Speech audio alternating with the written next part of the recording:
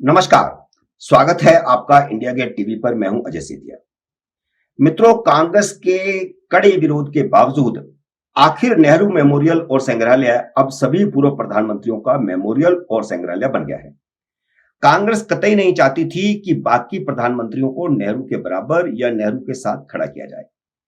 कोई नेहरू परिवार की बराबरी न कर सके, इसीलिए तो कांग्रेस सरकारों ने राजघाट क्षेत्र को भी गांधी नेहरू परिवार के लिए सुरक्षित और संरक्षित कर लिया था।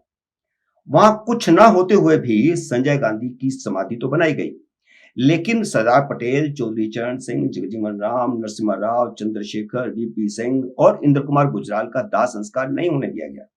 जबकि इन सारे पूर्व प्रधानमंत्रियों का देहांत उस समय हुआ जब केंद्र में कांग्रेस की ही सरकार थी। यानी दोष किसी और को नहीं दिया जा सकता। लाल बहादुर शास्त्री का स्मारक गांधी समाधि स्थल में इसलिए बन गया क्योंकि उस समय 14 दिन के लिए गुलजारीलाल नंदा कार्यवाहक प्रधानमंत्री थे। नेहरू परिवार से कोई नहीं था। चलिए आपको ले चलता हूं तीन मूर्ति के नए प्रधानमंत्री संग्रहालय में। बताता हूं इसका इतिहास थोड़ा, जो आपके लिए जानना बहुत महत्वपूर्ण होगा। लुटियन जोन में राष्ट्रपति भवन के बाद यही सबसे बड़ा आवास था, अब भी है। ब्रिटिश राज में राष्ट्रपति भवन को वायसराय हाउस बोला जाता था, जहां गवर्नर जनरल लॉर्ड माउंटबेटन रहते थे। वायसराय भवन के ठीक सामने फ्लैग स्टाफ हाउस बनाया गया था, जो ब्रिटिश सेना के commander in chief general sir Francis butcher का आवास था। राष्ट्रपति भवन जाने के लिए सिर्फ 3 मिनट का समय वहां से लगता था। इसी को बाद में तीन मूर्ति भवन कहा गया। असल में क्योंकि यह आर्मी चीफ का स्थायी आवास था, इसलिए जब यह भवन बना था उसी समय यहां गेट के सामने चौक पर 3 सैनिकों की मूर्तियां लगाई गई थी।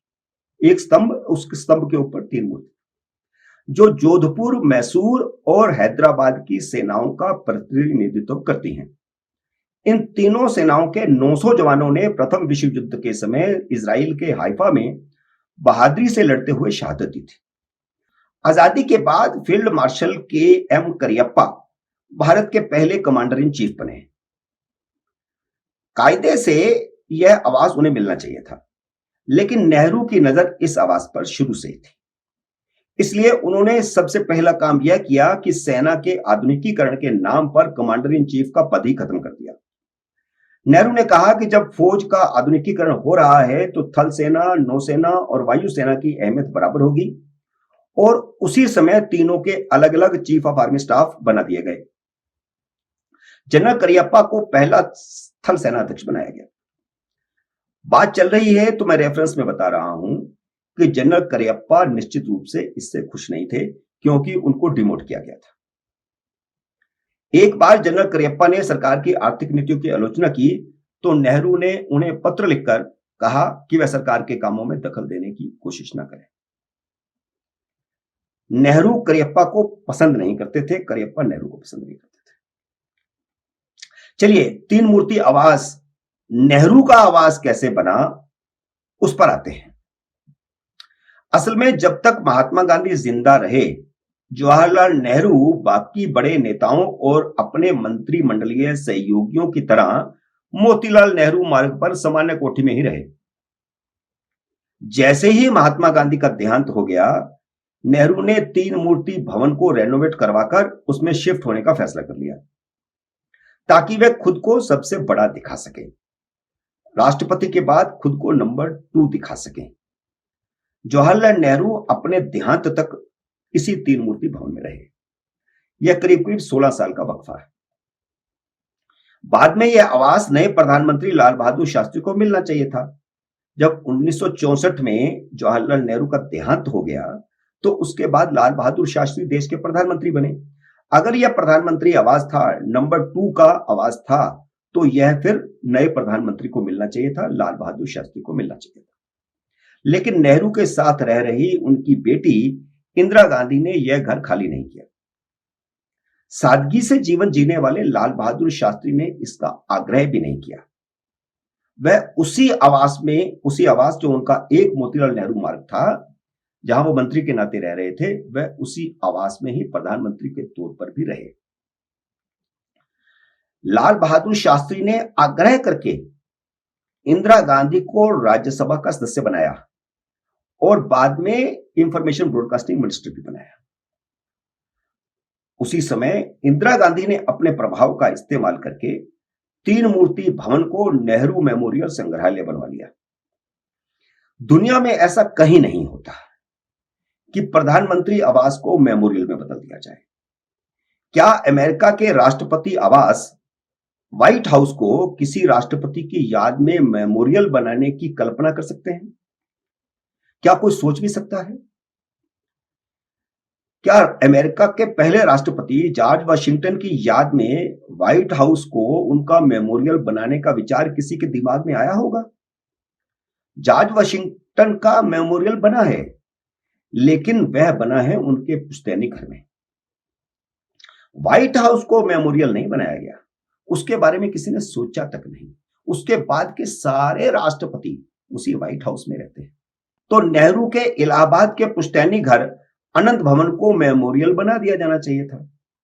ब्रिटेन के प्रधानमंत्री आवास 10 डाउनिंग स्ट्रीट में 1732 से ब्रिटेन के प्रधानमंत्री रहते आए हैं। दुनिया के किसी देश में ऐसा नहीं होता जैसा नेहरू परिवार ने किया। रूस में भी नहीं, चीन में भी नहीं, जापान में भी नहीं, किसी और देश में भी नहीं।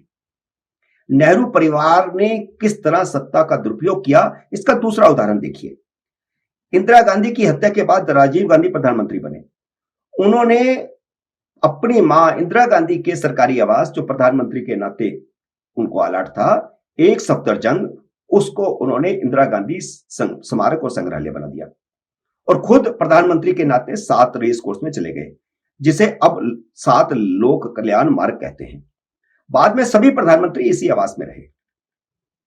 अब जब सभी पूर्व प्रधानमंत्रियों का एक संग्रहालय बन गया है, तो मोदी सरकार को चाहिए कि वह एक सफदरजंग को भी खाली करवाएं, क्योंकि इंदिरा गांधी का मेमोरियल और संग्रहालय भी इसी सब पूर्व प्रधानमंत्रियों के संग्रहालय में बन चुका है। सरकारी आवास को मेमोरियल बनाने की बहुत ही गलत परंपरा शुरू की गई थी। इसी को उदाहरण बना करके मीरा कुमार ने जगजीवन राम के सरकारी आवास को में उनकी मूर्ति लगाकर कब्जा कर लिया था। जबकि नेहरू ने 1950 में सरदार पटेल की मौत के बाद उनके आवास एक औरंगजेब को सरदार पटेल मेमोरियल नहीं बनने दिया था, जबकि उनके समर्थकों ने इसकी मांग की थी। हालांकि मौजूदा भारत के असली निर्माता वही हैं। आजादी के समय भारत की 565 रियासतों को मिलाकर आधुनिक भारत को एक देश बनाने में उन्हीं की महत्वपूर्ण भूमिका थी। खैर, 2016 में जब आजादी का अमृत महोत्सव मनाने की रूपरेखा बन रही थी, तो प्रधानमंत्री नरेंद्र मोदी के दिमाग में आया कि भारत को विकसित सशक्त देश बनाने में सभी प्रधानमंत्रियों का योगदान है, किसी का कम है, किसी का ज्यादा। तो क्यों नहीं सभी के योगदान पर एक संग्रहालय बनाया जाए। जब नेहरू संग्रहालय में ही सभी प्रधानमंत्रियों का संग्रहालय बनाने का फैसला किया गया, क्योंकि वह बड़ा था और वहां पर बन सकता था, तो कांग्रेस ने इसका कड़ा विरोध किया। कांग्रेस ने खुद तो विरोध किया ही, सोनिया गांधी ने मनमोहन सिंह से विरोध में चिट्ठी लिखवाई, लेकिन मोदी फैसला कर चुके थे, फैसला बदलने का सवाल ही नहीं था। आखिर नरेंद्र मोदी ने डॉक्टर अंबेडकर के जन्मदिन पर 14 अप्रैल 2022 को प्रधानमंत्री संग्रहालय का उद्घाटन कर दिया। वही डॉक्टर अंबेडकर जो संविधान की ड्राफ्ट कमेटी के चेयरमैन थे, जिन्हें नेहरू ने गांधी के दबाव में मंत्रिमंडल में रखा था, वह भारत के पहले कानून मंत्री थे। लेकिन गांधी की मौत के बाद नेहरू ने डॉक्टर अंबेडकर को न सिर्फ मंत्रिमंडल से निकाल बाहर किया, बल्कि 1952 के पहले लोकसभा चुनाव में उनकी हार सुनिश्चित की, ताकि वह लोकसभा में ही ना पहुंच सके।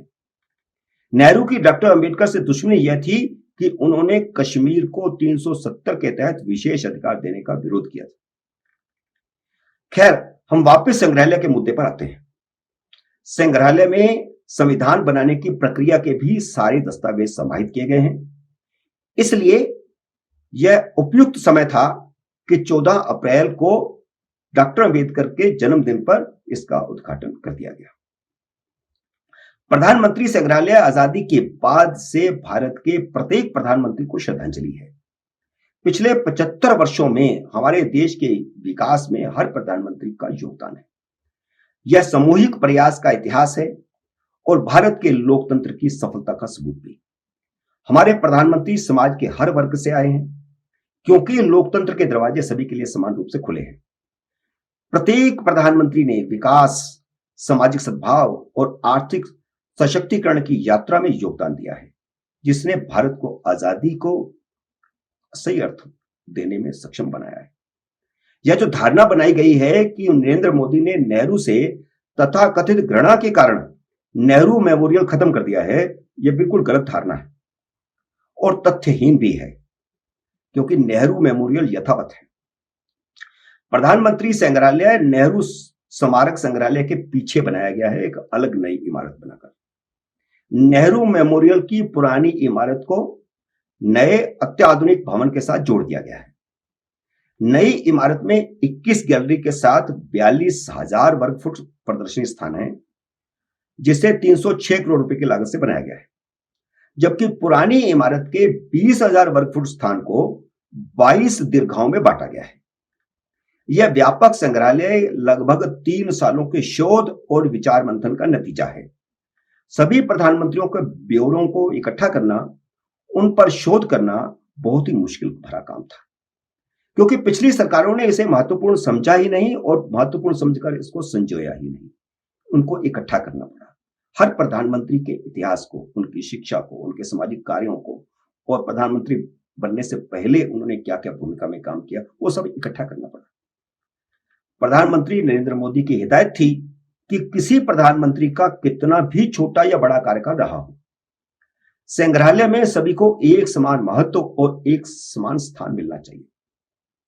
इसलिए सभी पूर्व प्रधानमंत्रियों को एक समान स्थान देना निर्माताओं के लिए एक बड़ी चुनौती थी, क्योंकि राष्ट्र निर्माण में हर प्रधानमंत्री की अवधि और योगदान अलग अलग थी और उसी हिसाब से उतनी सामग्री इकट्ठी करनी पड़ी ताकि सभी को बराबर का स्थान और महत्व मिल सके।